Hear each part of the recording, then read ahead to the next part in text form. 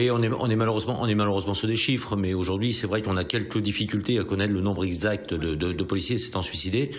Pourquoi? Parce que je dirais que c'est un peu l'omerta au niveau de certains services du ministère de l'Intérieur en la matière. Une réaction pleine de tristesse, pleine de pensée pour la famille, y compris pour la famille de notre collègue commissaire qui a mis fin à ses jours aujourd'hui, mais également vers toutes les familles de nos collègues. Aujourd'hui, c'est un de trop. Il est plus qu'urgent. C'est pour quoi on a saisi à nouveau aujourd'hui, dès ce soir, le ministre de l'Intérieur. Il est plus que temps que Gérard Collomb prenne à bras le corps cette problématique des suicides. On peut pas passer quasiment un suicidé par semaine dans nos rangs sous le silence. Ce n'est plus possible. Il y a multiples raisons pour ça. Et Bernard Cazeneuve, en 2015, ça fait maintenant 2 ans, quasiment jour pour jour, avait mis en place un grand programme qui était très prometteur pour lutter efficacement contre les risques psychosociaux. Malheureusement, ce programme n'a jamais eu de suite. C'est vrai, certes, on a connu malheureusement le Bataclan, on a connu un tas d'attentats ensuite qui ont fait que peut-être que les services du ministère de l'Intérieur étaient focalisés sur d'autres thématiques. Mais aujourd'hui, on ne peut pas parler de sécurité au quotidien de nos concitoyens, la fameuse police de sécurité au quotidien, si on ne parle pas du quotidien des policiers. Et aujourd'hui, il y a la pression du chiffre, il y a le malaise dans l'investigation, il y a ces horaires, passez-moi l'expression, mais vraiment des horaires de merde, avec un week-end toutes les 6 semaines, on peut plus supporter ça. Il est plus que temps que Gérard Collomb et ses services prennent le dossier à bras le corps. Mais vous savez, il y a plusieurs raisons. Il y a un mal-être. Mais comment voulez-vous que des gens soient bien dans leur peau professionnelle quand ils sont pas bien dans leur peau familiale? N'oublions jamais que nous sommes la corporation, autant dans la fonction publique que dans le privé, qui subissons le plus de divorces. Aujourd'hui, on a des dizaines de milliers de collègues qui sont malheureusement confrontés à des gardes alternés, qu'ils ne peuvent pas assumer à cause de ces horaires, qu'ils ne peuvent pas assumer à cause de dossiers en investigation, qui leur imposent des horaires, encore une fois, sans fin. Nos collègues aujourd'hui sont en permanence entre le marteau et l'enclume. Ils sont confrontés au quotidien à la misère humaine. On n'est pas fait pour ça. Un être humain n'est pas fait pour ça. Et qui plus est quand il doit subir de plein fouet une pression hiérarchique et la sempiternelle politique du chiffre qui est toujours aussi palpable dans nos rangs. Oui, c'est tabou. Oui, c'est tabou parce que la preuve en est faite. Vous voyez, on est rendu malheureusement sur une triste guerre des chiffres aujourd'hui. On a le sentiment parfois que certains services du ministère de l'Intérieur prennent ça par-dessus la jambe. Parce que pourquoi? Parce qu'on a une grave problématique de ressources humaines. On a une grave problématique de gestion de la ressource humaine chez nous. Et effectivement, aujourd'hui, on n'en parle pas parce que, et puis un flic, vous savez, un flic ne parle pas de son mal-être.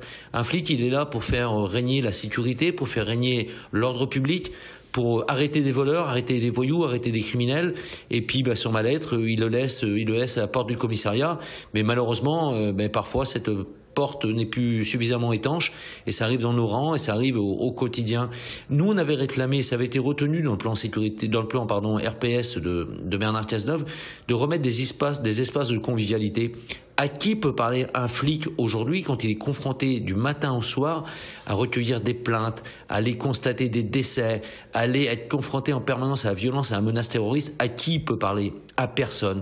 Et c'est bien pour ça qu'il faut qu'on retrouve un peu d'humanité dans ce monde de la police qui aujourd'hui n'a plus lieu.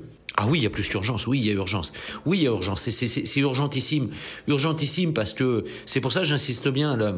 La PSQ d'Emmanuel Macron, Gérard Collomb, Édouard Philippe, on la mettra en place quand on aura des flics en capacité de la mettre en place, cette PSQ. Et on ne pourra encore mieux lutter contre la menace terroriste que si mes collègues sont bien dans leur tête. Et donc c'est pour ça qu'il faut urgemment, c'est sans délai, il faut que Gérard Collomb, dès cette semaine, déclenche une grande réunion multilatérale avec toutes les organisations syndicales pour que nous puissions aborder véritablement cette problématique, autant dans les rangs des actifs que dans les rangs des administratifs, que des personnels techniques. Tout le monde est confronté à ce malaise. Ça ne peut plus durer. Vous savez, il y a un commissariat en France où ça fait 2 ans que je dénonce qu'il y a un mal-être profond. C'est le commissariat de Niort dans les Deux-Sèvres. Et malheureusement, depuis lors, on me dit non, on va rien faire, on va attendre quoi? Qu'un de mes collègues se soit pendu pour réagir. C'est pour ça que je dis aujourd'hui, il en relève de la responsabilité de Gérard Collomb de prendre ce dossier véritablement à sa pleine mesure et agir sans tarder. Ouais, vous savez, les moyens de prévention, c'est une chose, mais quand je dis, il faut penser au quotidien du policier. Pensez à son quotidien, la simplification de la procédure pénale, les horaires des policiers. On va dépasser 25 millions d'heures supplémentaires cette année. Est-ce que c'est normal et ces heures supplémentaires ne nous sont pas payées ? Et qui plus est, on n'a pas la capacité à les récupérer. Est-ce que c'est normal ça? Non. Alors, les moyens, certes, il en faut. Il y a eu depuis Bernard Cazeneuve bien plus de psychologues dans la police nationale, mais ce n'est pas suffisant. Il faut, je dirais, mettre en place un système véritablement de visite, un système préventif, mais il faut penser au flic, comment il est dans sa vie de famille, comment il arrive au boulot le matin, comment il en parle le soir, et comment il va pouvoir se ressourcer. Un week-end toutes les 6 semaines pour vivre en famille, vous trouvez que c'est normal, vous, quand on est confronté à la misère humaine, du matin au soir, 7 jours sur 7, c'est inacceptable. Donc c'est bien pour ça qu'aujourd'hui, avant d'avoir des grands plans politiques pour la police nationale, pensons d'abord aux flics, tout simplement.